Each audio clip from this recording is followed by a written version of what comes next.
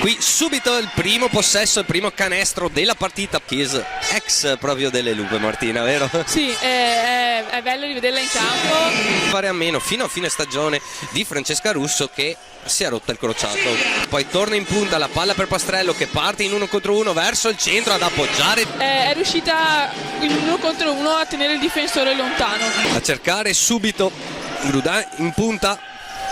E subito il canestro di 7 punti, 67-60 in casa però del Famila.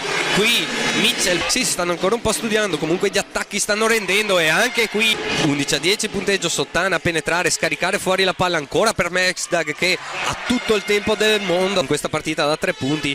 Qui la palla per Milazzo, che ha tempo di prendere la mira e segna la tripla. Laxa col palleggio vivo, si prende il palleggio arresto e tiro e realizza. Rientrano bene però le giocatrici di Schio, perdono un attimo Milazzo, che ha il tempo di prendere il palleggio arresto e tiro, il numero 19, ed esce Chelsea Mitchell. Qui la palla dentro per Kies, palla per Kelly, che fenta un attimo, poi parte in 1 contro 1, perde un attimo la maniglia, riesce a scaricare fuori la palla per Milazzo, che prende il tiro da 9 metri. Tanto spettacolo qui al Palalupe finora. Sì, i canestri ne hanno sbagliati veramente pochi.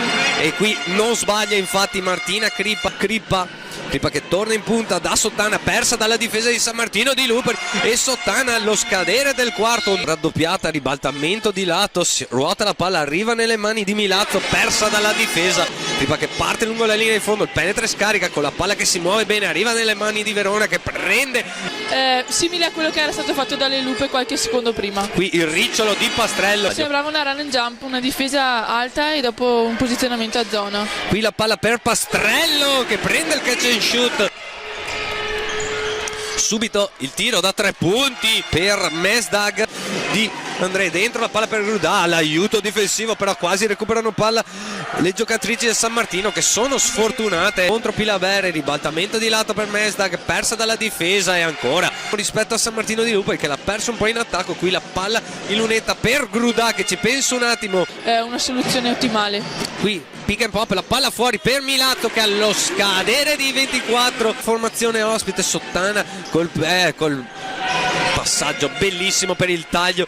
Milazzo ha 5 secondi da giocare, deve forzare Milazzo e realizza un gran canestro. Subito la palla fuori per Filippi, che prende il tiro da 3 punti. Sì, infatti vedo 16 punti per Milazzo, quindi era da 2 punti anche il secondo. Qui ottima difesa di San Martino con Kelly che recupera palla, si vola. Crippa che va sul lato di Sottana, ancora il recupero però questa volta da parte di Mitchell, che va in contropiede a realizzare altri 2 punti. Non è valorizzato con i punti, ma in difesa e in rimbalzi offensivi. Qui il tiro realizzato, che è già dall'altra parte, con Sottana che va da Grudà, dentro il backdoor per Mesdag, che realizza altri 2 punti, dentro ancora per Grudà contro Kelly, ancora il solito movimento di Grudà immarcabile per Kelly, triplicata la difesa, fuori la palla un po' bassa per Mitchell, che però riesce lo stesso, che penetra, scarico in lunetta per Grudà, da lì è automatica, in finta, palleggia, resta e tiro, sbaglia anche questo, si lotta a rimbalzo, controlla ancora Milazzo, che col floater da centro area a Kelly, che parte lungo la linea di fondo in 1 contro 1 fino in fondo a realizzare. Di Laxo che va dentro ancora una volta da Grudà, che trova molto bene il taglio di André, persa dalla difesa di San Martino di Luperi. Fuori ancora una volta la palla per Verona, che prende il catch and shoot a sfruttare Verona il blocco, penetra, parte fino in fondo, uscita la ricezione di Verona, che va da Grudà che trova il chiusura a ricciolo di Mesdag di Schio, ancora Verona col palleggio vivo, che va fino in fondo un'altra volta. Dici bene, le seconde chance sono sempre pericolosissime.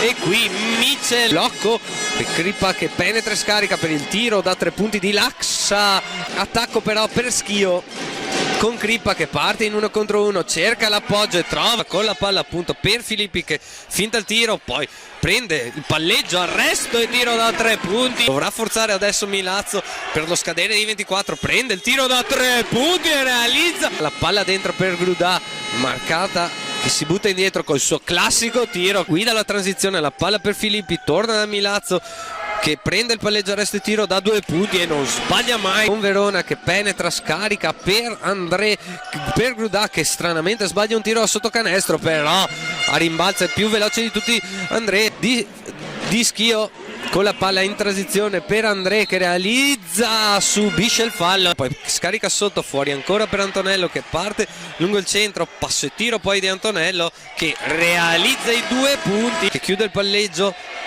Deve scaricare la palla, anticipa però molto bene Mestag che si invola in contropiede a realizzare altri 2 punti. Finisce così l'8ª giornata di ritorno di Serie A1 femminile, targata Tech Find con la vittoria del Famila Vuber Schio sul Fila San Martino di Luperi con un punteggio di 80-64.